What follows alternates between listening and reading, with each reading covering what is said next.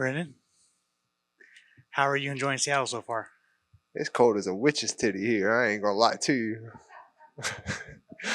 It's all right though. I mean, it feels like London weather, but um, it's cool. It's all right. You were at the Seahawks facility yesterday. Yeah, that was super cool. Super cool. How'd you enjoy your time over there? I enjoyed it a lot. I should have stayed playing football rather than fighting. Make a lot more money and it's fun. I saw that you could throw the football, and you got a good spiral. Some days. It's been a long time since worked at that sport, but I still enjoy it. You chopped the hair off. Was there a decision to do that? I just like something new. I wanted to do it like 2 fights ago, but Crybaby back there wouldn't let me. So, uh, yeah, I just like to change every now and then. I just like something new, and sometimes I just try something wild. Sometimes I don't. I don't know. I just like new things. Change it up. What went wrong in your last fight? Now that you've had obviously a lot of time to kind of analyze it and break it down. I lost. um, I mean, before I say anything, no matter what, every decision was my own, which is why I like this sport. I take ownership for everything that I did. It's nobody else's fault.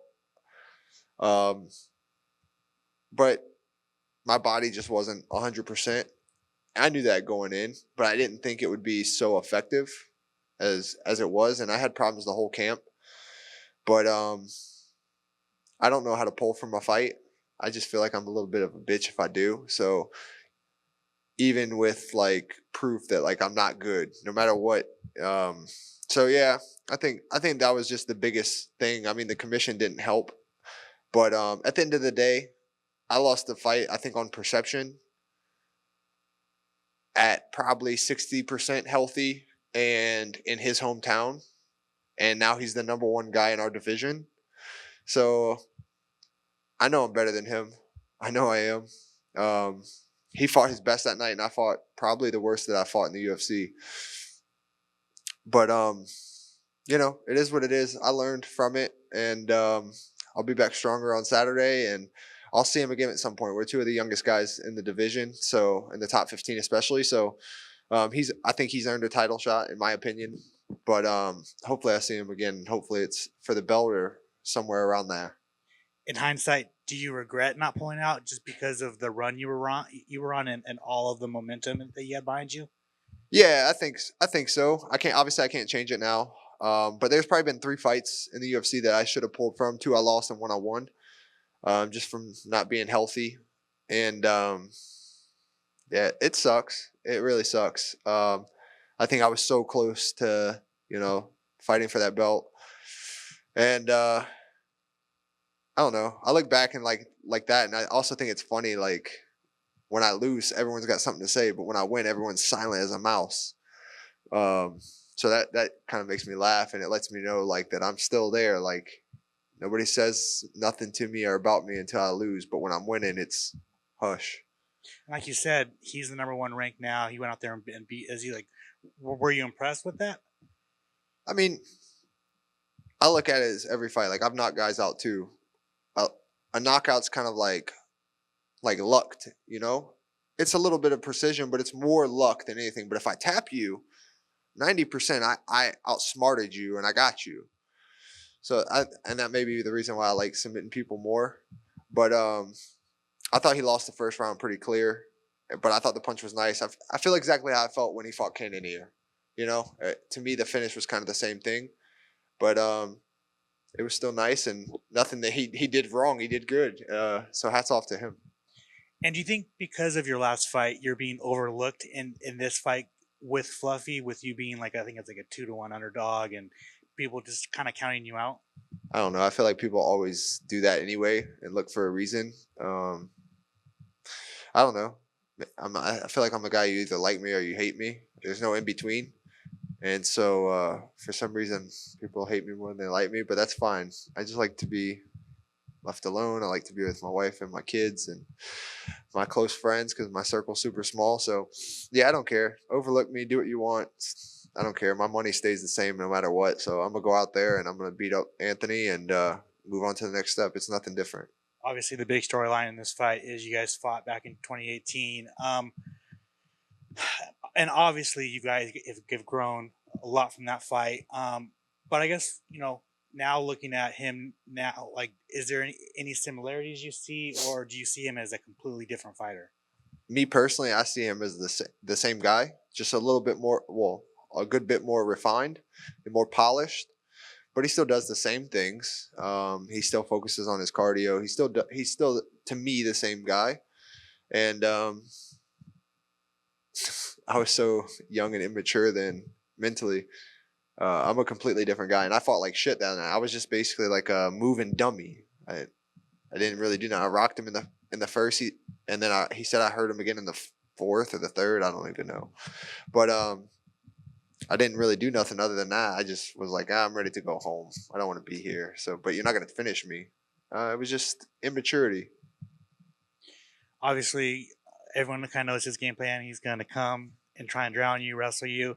So was that a lot of focus on in training camp this time? Was just wrestling, takedown defense, or I guess do you welcome being on your back because of your elite BJJ? I just want to create damage in this one. I want to get back to my old self. Like I have these like roller coasters of do damage or hold position, do damage, hold position. And for me this time it's I just want to create damage. So no, I plan to make him work as well. Like he's good at creating these situations to where he doesn't put a lot of effort into it, but he makes his opponent put a lot of effort into it. Like being on the cage, he wants you to spaz. He wants you to use all the strength. So um, we'll see, but it's gonna take. He's gonna have to eat some punches to get in there, and I know he's tough, but I don't know. It only takes one clean one to do anything. So 15 minutes is a long time to have to evade a good punch. So we'll see what he brings to the table. But obviously, we know he's coming from bell to bell, and we'll see how successful he is on Saturday at that. Last two for me. How do you get your hand raised on Saturday?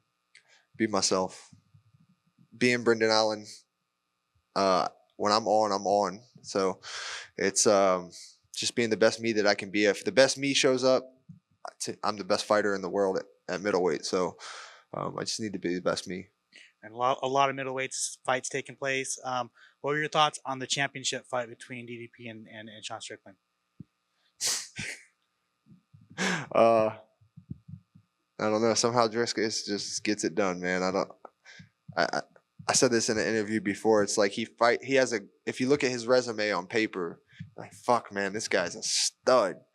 But like if you really look at it and watch the fights, he fights these guys that have such a great name. But look at the timeline that he fights them. Like he's fighting them like kind of when they're not really motivated or on their way out or just father time's getting them.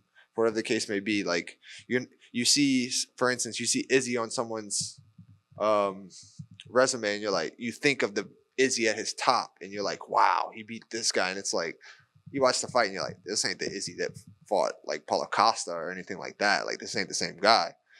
So I just think he gets them at the best times, the best names at the best times, and is what it is. Good luck, man. Thank you.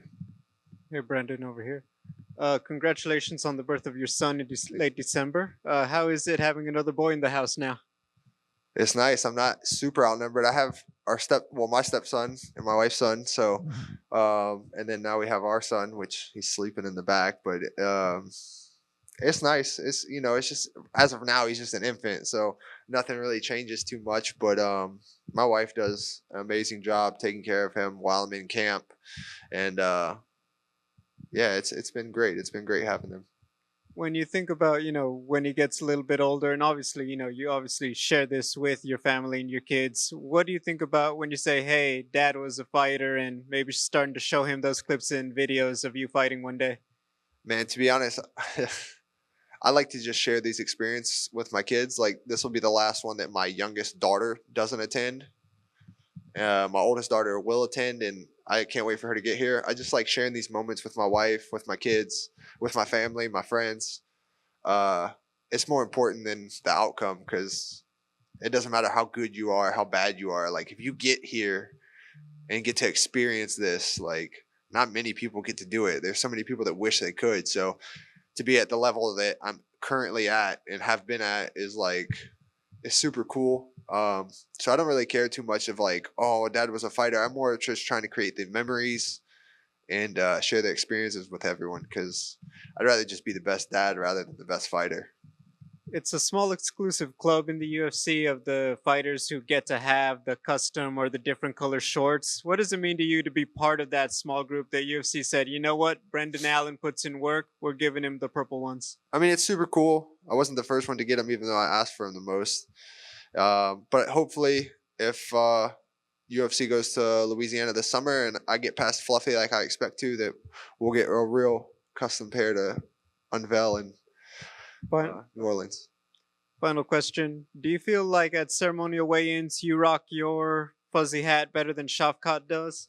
Nah, you can't, man. He's the originator, you know? He's the OG, so no one's like Shafkat. Plus his tail on his is like super nice. He got like a fox or something on his. His is nice. Thank you.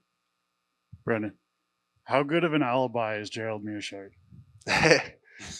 He's a G. He's a G, man. Yeah, he's my guy. Known him forever. I love Gerald. He's such a great guy. And then, what did you think of the Super Bowl performance? Do you think it should have been Lil Wayne instead of Kendrick? Yeah, for sure. You can't go to New Orleans and not put Lil Wayne in there. But you know it is. That stuff's probably as political as everything else. And then, top 5 artists on your rotation right now. Damn, you're gonna put me on the spot. Obviously Kevin Gates. No, it's been off, but Frito Bang for sure. You gonna make me pull my phone. Frito Bang, Moneybag Yo, and I've been mixing in country on Fight Week. So Kane Brown and Boosie. I like Boosie. I like old Boosie. What do you think about this new Big X collab that's coming out soon? With who? Oh my God, it's a country artist. Oh yeah, I saw some of that. I heard one the other day. It was all right. Yeah, he's kind of versatile with his voice, but he did good with his lyrics on the one that I heard. So it was pretty good. So you've got a win over Paul Craig, one of the best grapplers in the UFC. That makes you one of the best grapplers in the UFC, I'd say. And Anthony's also up there. Do you think that this fight is gonna end up on the ground, or do you think that kind of cancels it out and it becomes a kickboxing match? No, I think it'll end up on the ground at some point. I think it'll definitely end up on the ground at some point. You know, he's not going to stop trying to take me down unless he's tired. You know, and we'll see. We'll see. But I'm not shying away from it, but I just want to do damage and put a show on for all the fans that come out here. That's really what I'm looking for this fight. I want to get back to myself, do damage, and put a show on for all the fans that come out to see us. And who do you think's shooting that first takedown? Him, for sure. It's definitely not going to be me.